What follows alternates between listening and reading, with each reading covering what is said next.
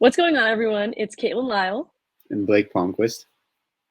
your co-hosts and co-chairs of the Athletes for Hope Athlete Mental Health Alliance, and welcome to our podcast, Whole Being Athlete Talks. AMHA is a committee consisting of, but not limited to, Olympic, Paralympic, collegiate, and retired athletes who are passionate about advocating for mental health in athletics. This alliance aims to leverage the lived experiences and amplify the voices of athletes and the different intersections they face within mental health. We'll be discussing some sensitive topics, so please take care of yourself while listening and just take a step back for yourself if you need any. We're super happy that you're here, and we're grateful that you are here listening and working on yourself and growing. So let's just dive right into the conversation. We are here today with Deja Griffin, and we will be talking about the topic of transition phases in and out of sport. A little bit more about our guest today is that she's a former soccer player at Southern University. She was on the College Dean's List fall of 2021 to 2023, on the SWAC Commissioners List fall of 2023, and the SWAC All-Conference Second Team fall of 2023. After overcoming multiple knee injuries, she's recognized the value of identity beyond sport. She's a strong advocate for athlete mental health and uses her platform to share her story. For Deja, mental health is important because she believes that mental health has always been there, but now it is important to get people to listen. She wants to be the voice for the Black community and all athletes that are impacted by the lack of mental health conversations. Thank you so much, Deja, for being here and all that you do for the community. We are super excited to get this conversation started and to hear a little bit more about your story. So let's go. All right. Hi, everyone. Today we are here with Deja, and we are lucky to be in her presence and lucky to be talking about the transitioning in and out of sports. So, hi, Deja. Can you please tell us a little bit about yourself? So, hello, my name is Deja Griffin. I'm originally from Knoxville, Tennessee, and I go to school at Southern University A&M College in Baton Rouge, Louisiana. Nice. Okay, so you brought us the topic today of transitioning in and out of sports and what it's kind of like transitioning from like getting a ton of playing time to maybe not so much. So can you explain and share a little bit about your experience with these different transitions in your soccer career? Yes. So, I've been playing soccer since I was 4 years old. I just had my 22nd birthday in March. And I technically I had senior night in this past fall. But my freshman year of college, I tore my ACL, and that was my first, I guess you said, like my first real transition, after transitioning from high school to college athletics. And I didn't really know. I had never, had to sit for an extended amount of time due to injury, if at all. And so, that in itself was a big transition. It was hard. And being a freshman, you don't really know exactly how to deal with something like that. But fast forward 22 years, my junior year, I played my first collegiate season at Southern University, and I played, but it wasn't a full 90 like usual. Sometimes it wasn't. It was barely 20 minutes, and again, like playing at the college level was different, but having that piece and trying to find like where you fit at on the team, what the coach is looking for from you. It was difficult. It was difficult because I was really just getting back into playing, a full soccer game. Practice is practice, but uh, a lot of people say you're never going to be in shape for soccer unless you're actually playing the game. So it was a difficult transition. And this last go round, it was bittersweet, but I really got my footing under me. I worked really hard this last summer. Um, Fought through another injury, came back from my meniscus tear after my junior year, and I rocked out. I finished with the accolade second team All SWAC. So it was great. I technically only played 2 years of college soccer, and I've been in school for 4 years. So I'm blessed and I'm happy because a lot of people don't make it that far, but just those little minor slip ups are like, okay, what does the coach want from me right now? And being mature enough to have those conversations, like, okay, I know I'm playing, but I'm playing, how my past coaches have taught me. What is your style of play? What do you want me to do while I'm on the field? That type of stuff. So it's important. You got to learn it. Uh, but it comes with, a passion for the game and, if you really want to be on the field for real. So, yeah. Yeah. Sounds like you've had a lot of up and down transitions with injuries. I think of your freshman year injury already just going from high school to college is a huge transition in itself. And to have the expectation that you're going to be playing the 90 minutes and then you get injured. How did you deal with that mentally? Like what helped you get through that the most? Man, freshman year was really just it was a fight, to be completely honest with you. I went to East Kentucky University and I had great people around me, but I wasn't a happy college student. I didn't really enjoy my classes. And, with the soccer piece missing, it was just like I'm just here at school. Uh, a lot of it, a lot of people, they lean on God, but at the time I did have to lean on God a lot and, kind of get back into that relationship with him. Friends, family, uh, was a key aspect, was being honest with my parents about how I felt because, it's easier for us to put on a mask as athletes, like, I'm okay, but at the end of the day, when it's nighttime, you're like, okay, I'm really not sleeping because my legs hurting and nobody's up in the room. My parents are asleep. Like you having those one-on-one times yourself, you're like, I'm really not okay, and I'm tired of faking like I'm okay. So, it took for me to be honest, truly honest with myself, and be vulnerable for me to deal with it. It did take a lot of crying, but sometimes, sometimes that's what you need is to cry and to feel your emotions. uh, Not gonna say that it's not accepted in sports, but a lot of times as athletes we're expected, like you get hurt on the field, if you take your knee, you can hopefully get back out there. And I've learned, especially this last year, that sometimes you take your knee and maybe you just need to rest for the rest of the game, or, if you're not feeling too hot to practice, like tell your coach, be honest with your teammates. If I only have 80%, I can give you all 80 of me. But if I'm not reaching 100, maybe somebody else has the 20 and they can give 120% today. But fighting through my ACL injury, that being my first injury, was difficult. It's just something recently that I was able to talk through without like breaking down in tears. So happy to reach that milestone. But yeah, it was challenging. I'm not gonna say that it wasn't hard because it was. It's difficult. How did you, I guess, what either you could call them techniques or basically what did you do to allow yourself to give yourself, I guess, permission to be vulnerable? Because um, I know, like for me personally, and a lot of people that I've talked to in sports related to Mhm. mental health, it's that whole thing of, like you said, as an athlete, we're not expected, to get hurt or, can't show emotions. What did you do to give yourself permission to do that in order to kind of help you move forward and, keep going along? As far as being vulnerable, I kind of felt like I was doing myself and my parents a disservice, um, just because they put a lot into us as kids, like making sure like we're getting to practice and stuff. But I think like when I fully like just broke down and I was by myself, it was like, dang, like nobody knows that this is how I feel, and I'm just feeling like I've been feeling this way for months now, and I'm feeling like there's nobody to help me, but I wasn't giving anybody that chance to truly help me. So it was a lot of being isolated.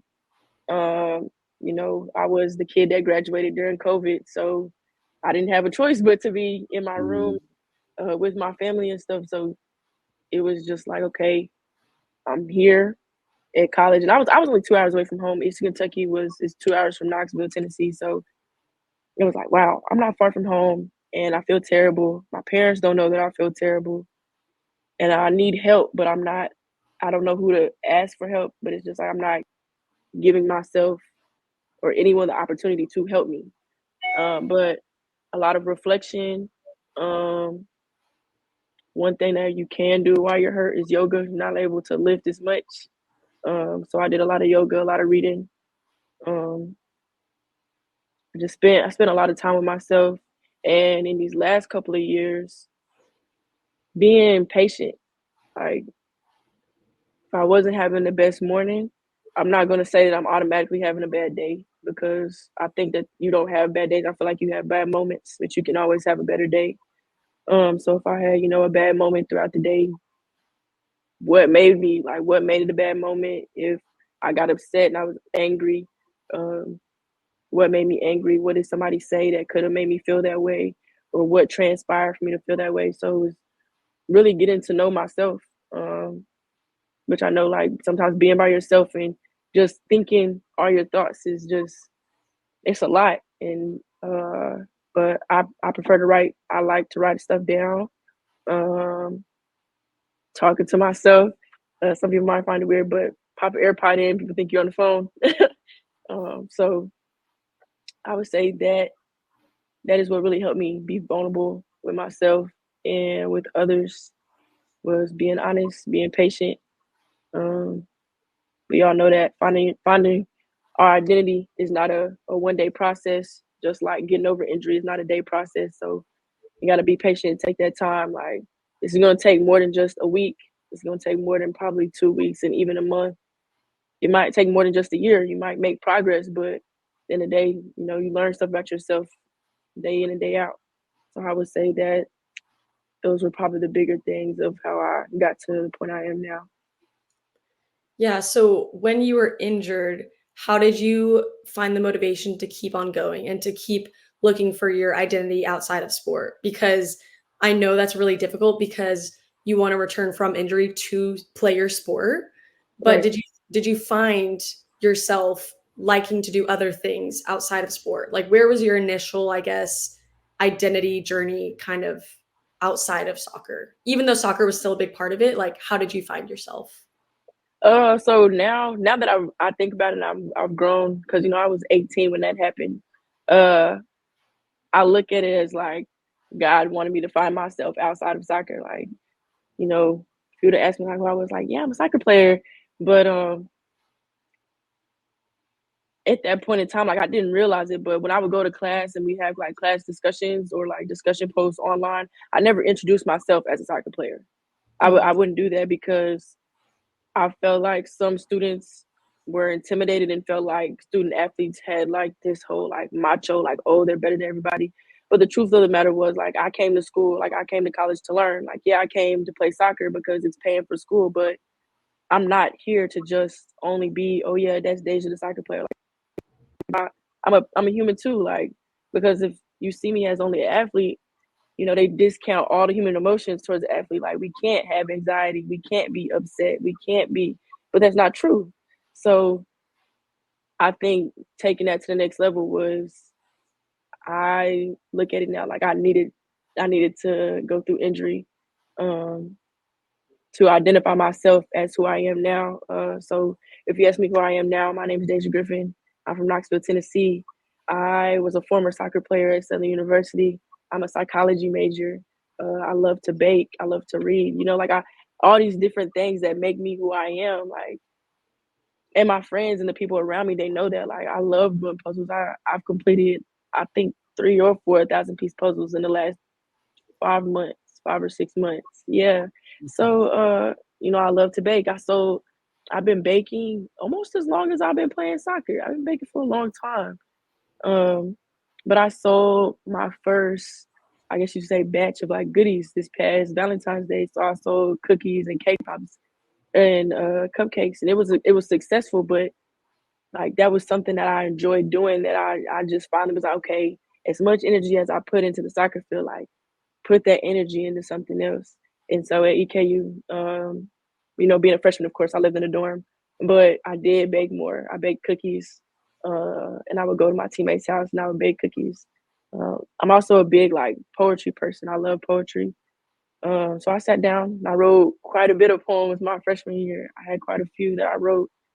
Um, I don't watch TV as often, but I do like science fiction or like documentaries, a good show here and there. a good show game that I'll sit and enjoy. But I would say injury was my push to learn who I was because I'm not playing soccer. All I can do is watch. I'm a spectator. I can commentate on the game like I'm an ESPN reporter, but the truth of it is I don't see what they see on the field because I'm not on the field. I'm just looking. I'm watching. Um, so you know, you had to. I had to find. It wasn't really fine, but it was just like remember what I used to do in high school, along with the rest of the things that when COVID did happen, I did turn to baking. I baked bread for the first time from scratch. Um, so yeah, some of those things I still today. I want to make cheesecake and banana pudding. We'll see if it comes true, but those are the next big things on my list to make and curate in my bakery that I call my apartment. Have you guys ever read the book Atomic Habits I before? started it. Oh, James Clear? You started it? no, I Okay. haven't. You need to read it. It's a must read. Okay. There's this one chapter where he's basically talking about how, I mean, obviously it depends on who you are, but a majority of people like on Earth, we have a set goal that we like to set our sights on. So like, Mm, for me, it was to be a professional soccer player. And so I got so fixated on that I didn't want anything other than that. I didn't really think of anything outside of that. It was just, that's who I was. It was just soccer. And so what mm, he's basically saying is that to help develop, I don't want to say better habits, but more consistent and healthier habits, I guess you could say, is to be open to side paths, be mm, open to change, be open to being uncomfortable and embracing what you're not ready for. So in your case, Deja, like the injury and all these things that you went through, even though it may not have, all been part of your plan, it was something that helped you, prepare you for something that, you're meant to do all along other than soccer. And it helped mm. you find more about who you are, that you love to bake and all these other things. So, you know, definitely a book you should read. Definitely recommend it. Awesome. We'll take a look.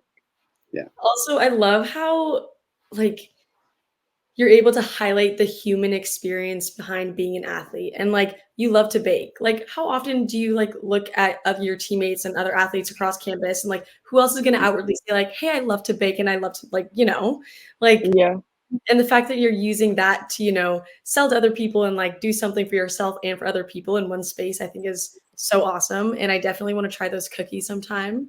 Um, but speaking of like your team, how did you feel as you've like gone through injuries? How did you feel like your community supported you?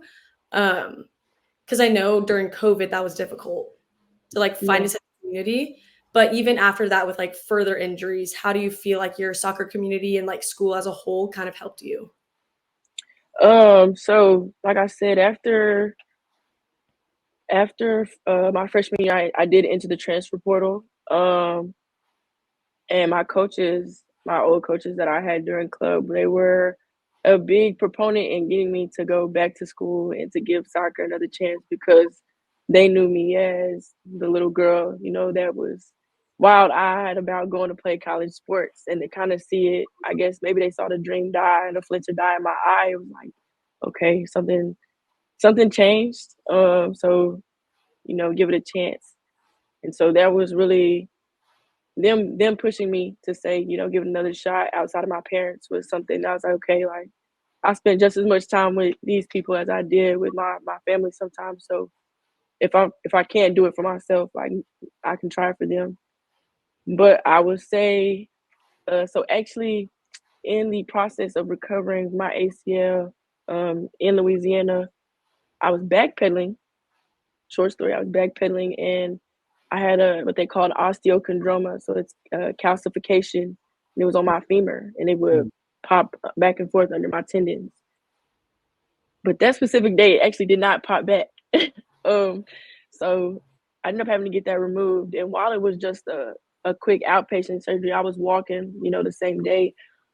The amount of support that I got from my team was just like, it was overwhelming. Like I cried because I was like, wow, like y'all are all here to see me. Like, my mom did come down and stuff, but they were there to see me. And even my last surgery that I had, well, my last major surgery, which was my meniscus tear, everybody showed up to the hotel. I had cards, I had little gift baskets, I was getting text messages. And even as far as like the other athletes in the athletic department, because we do see each other all the time. We're up from 5, 6 o'clock in the morning lifting weights and outside running to 3 in the afternoon, when football has practice or track has practice. And I would say, at a HBCU, we're not as big, but about 400 athletes here. And I'm not going to say we're the tightest, but we're pretty close. Everybody knows everybody for the most part. So, them seeing me with the brace on or on crutches, and they were like, "Man, I just saw you playing. Like we watched you on YouTube the other day." Knowing that we had the support of our other college athletic athletic friends, as well as even the coaches, just like, "Yeah, we saw y'all on YouTube watching y'all play in the swag tournament, or we were at the game the other day." It was overwhelming just because I didn't get that experience at EKU. Um, but it was nice. Like I really couldn't ask for anything better. They made sure I was okay. Somebody was always checking in the door. The doors are always being held open and making sure that if I couldn't do it for myself, somebody else was gonna make sure I had it. And even now, not being hurt, people still check like, "Hey, how's your knee doing? Like, how you feeling? I saw you working out the other day. You feeling good?" I'm like, "Yeah, I feel great." Like, all right, good. So having that community is one of the things that really pushed me those last 6 months from December to what was it? This last 2023, yeah, December 22 to June 23. That was a big push. Was everybody being just as excited as I was to see me play again? Because I felt like I made an impact for even after playing just one season. So it's definitely important. Um, and I know I don't think it was the NCAA, but it did just come out like suicide was the second leading cause for athletic deaths. It's kind of it's more than sad because it makes you think like, do they feel like they don't have that community? Um, I know being at a bigger school, sometimes you become just a number. And as athletes, we see the big school like, oh, if I go to the bigger school, I'm able to continue that dream of playing my sport at the professional level. But is the community as tight? Is there still that sense of community and things of that nature? So, it's something I do wonder about. I can't be everywhere at once, so I can't just, sneak a peek into everybody's athletic world and say like, hey, like, what are y'all doing over here? But I really do hope that athletes are just as close all around the world. And part of me does feel that way, but um, we need our own space everywhere because, like I said, we're still humans. We still have anxiety. We still get nervous. Sometimes confidence is low. Sometimes we're having a bad day, but we have to have more spaces on campuses for athletes to feel their emotions and be around people that they feel comfortable around to express those emotions. How important, as you go on after school, because you said that you were going to be graduating in December, how important after that is going to be a part of a team where you're a community and where you have those same, relationships, that same bond with other people, and also what can you take from your experiences in college and what you've learned, and how can you apply that after school, transitioning into this new professional life? One thing that I can say is that, there's a good and bad of being an athlete. So, it's good that we have each other, but at the same time, we are such a small cluster, even though there's about 400 of us, or, there can be 5, 6, 1,000 of us, depending on where you're at. sometimes we get caught up in our athletic world that we don't look outside at the students that are in our major or in the clubs that we want to join. So I think that it's important even now that we get accustomed to putting ourselves out there just a little bit, even as as uncomfortable as it is, putting ourselves out there to be with the general population. So, that if that's, I'm a psychology major, so if that's engaging with a couple of psychology classmates every my major courses, I need to do that. Like, I need to get to know them. I might not need help studying, but maybe I want to see like how they're studying.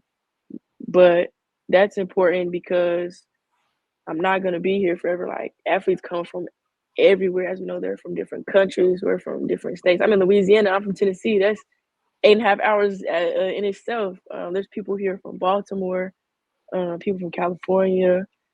So, you know, as much as we like the sense of campus, like this is it for 4 to 5 years. And so when you get out there, yeah, I can call my friends and I can, FaceTime them and text them, but they're not going to be able to walk with me every step of the way. Like, I have to find new people that meet those same standards of friendship. Like, they have to be that same level of friendship and relationship. And it's going to take time, of course, because we've built these bonds for 4 years, 3, 4 years. So um, that is what I will say. Like, make sure that you have that. And then what was the second part of your question again? Yeah, so it was what are some of the skills that you developed during those obstacles that you've been discussing during your college career and just transitioning from high school to college? And what are some of those skills that you can bring to your new professional world after being an athlete? Okay. Uh, Check-ins are a big part of it. I do that now. Check-ins and being vulnerable and honest. You don't have to tell everybody your life story, of course. That's not what I'm saying. But uh, I found it to be being honest and being vulnerable with somebody is 9 out of 10 more beneficial to the whole in group. If you're working in a group project, like, hey, I can't make it today. I'm not having the best day, or I'm running a little late. I apologize for the inconvenience. Um, so that'd be one of the things. But check-ins, I think, are also important. Just because somebody's your boss doesn't mean that they don't need somebody to check on them too. Like, we're all humans. Sometimes we just need somebody, give us the pat on the back, like, hey, you're doing a great job today. Um, Energy is one of the things that I think I would bring, and want to continue to carry, is just like being positive. I know it's not easy. I'm not gonna say every day I'm gonna be like, yeah, like, let's go. But when there's a problem, like, there's typically going to be a solution, if not multiple. So, having that outlook of, you may have an answer to a solution, but let's also, see what there's a way to options, and maybe we can come out to something that's in the middle ground that's most efficient and effective to all of us. Um, Communication is something else that I would definitely take with me. Uh, but communication is a two-part thing. So it's listening, and we actually just had a professional development a couple weeks ago, within the athletic department, and she talked about problem solving. And one of the things she talked about was listening. I'm saying she, like, y'all know who I'm talking about, Ms. Bradford. She is our professional development coordinator for athletics. Um, she talked about listening, but there's a difference between active listening and listening to respond. And as athletes, sometimes we do that with our coaches, we do it with our parents. But on a job setting, you're not listening to your boss and he says something that might not necessarily pertain to you, you don't have to respond. So, listening in the sense of, okay, I hear what they're saying, I'm comprehending what they're saying. It might not necessarily be directed towards me, but I know that that's not something that they want done, or that is something that they want done. So if I'm doing something in that aspect, accomplish it. The active listener, uh, listening to understand versus just listening to respond all the time, has been something that I continue to carry with me. compassion and understanding that people are people and everybody has bad moments, empathizing with people. So that is, I would say, I try my best to be very understanding and communicate to the best of my abilities. Um, Asking questions. I am going to ask a question because, as annoying as it may seem in class, in the real world, if you don't understand, why not ask? Like, the most they can tell you is repeat what they just said, and if you don't understand that, elaborate. Like, Mhm. you got to be able to communicate. I don't understand that part of what you're saying. Can you explain it to me in a different way? Give me an example. Um, so yeah, sometimes it's best to just be in a room and not talk, just listen. So yeah, that's what That I is, would take to that next step in life. you're so wise and you're so able to like communicate the things that you've learned in a way that like really paints a good picture. I feel like you've transitioned in such a like graceful way, and the way that you can kind of just explain it to us is really awesome and definitely going to help a lot of people. I'm currently transitioning out, so I'm learning so much from you. But as we're gonna finish up this call, Blake and I usually each ask one fast question. Are you Okay, ready? I'm ready. Okay. First one. If you could get dinner with any other athlete in the world, who would you get dinner with? Sydney LaRue or Lynn Williams or Ooh. Tobin. Yeah. Oh, yeah, totally. Okay, and then if you could play any other sport, what would it be? Maybe basketball. Everyone says I'm tall. I don't feel like I'm that tall. I think I'm on like the shorter end of tall. So yeah, probably basketball. My parents played, and I did play a little bit, so I'd probably go back to that. Yes. Awesome. All right. Well, that hits the mark, but thank you so much for being here. We appreciate you, your vulnerability, your story, and I've learned lots. So thank you. Yeah, thank you, Thank you David. for having me. So thank you all so much for listening to today's podcast. We really hope you gained something from it. And remember, if you're struggling, please reach out for help. You're not alone. You can call or text the National Suicide and Crisis Line at 988, which is available 24/7. If you want to learn more about what we do at Athletes for Hope, please visit athletesforhope.org and have a great rest of your day. Thank you for being here. The world is a better place with you in it.